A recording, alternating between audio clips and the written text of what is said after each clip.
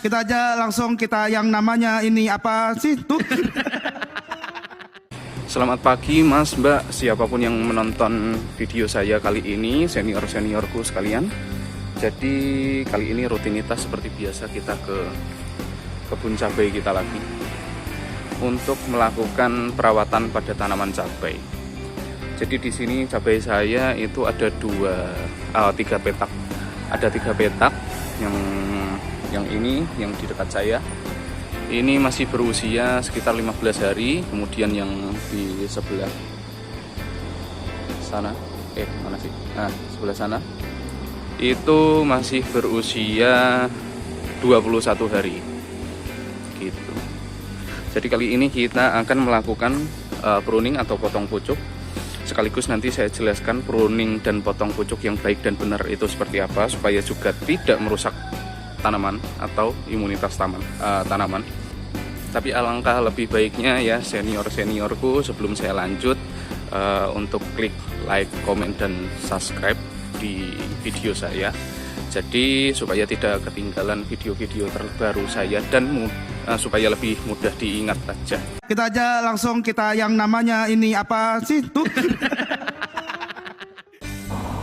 Jadi untuk pertama-tama yang kita siapkan di sini adalah air biasa ya, air keran sebanyak 5 sendok makan aja ditambah dengan fungisida. Kalau di sini saya pakainya antrakol.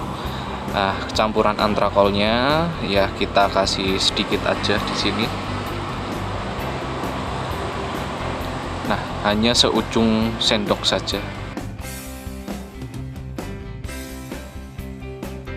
Kemudian selanjutnya kita siapkan ini ya, larutan fungisidanya tadi kita pakai untuk sterilisasi alat potong kita supaya tidak meninggalkan bakteri saat pemotongan.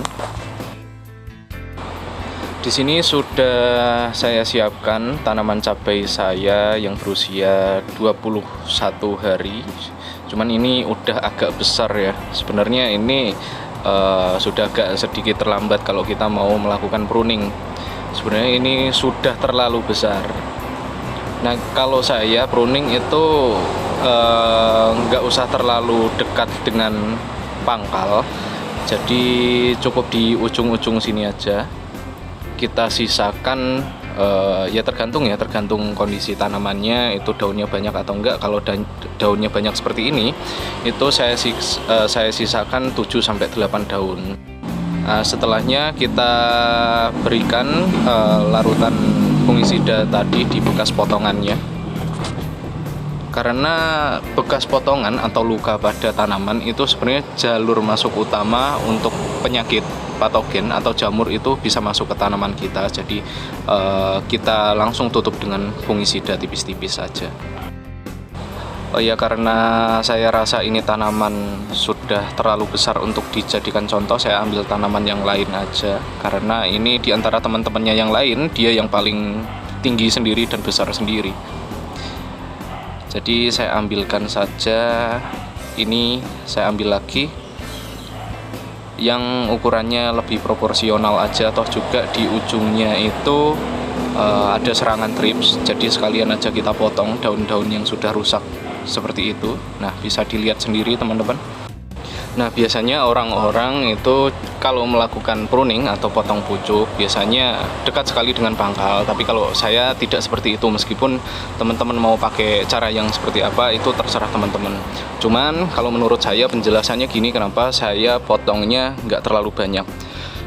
Sebenarnya tujuan dari pruning itu kan untuk memperbanyak percabangan dengan cara mengalihkan fokus pertumbuhan vertikal kepada pertumbuhan horizontal atau ke samping gitu. Jadi kita nggak perlu potong banyak-banyak, toh juga daun-daun baru atau daun yang posisinya lebih ke atas itu daun yang paling optimal dalam proses pemasakan atau fotosintesis. Sedangkan daun yang paling bawah itu daun yang sifatnya dia sudah tidak terlalu optimal dalam proses fotosintesis. Jadi kalau cara saya seperti itu.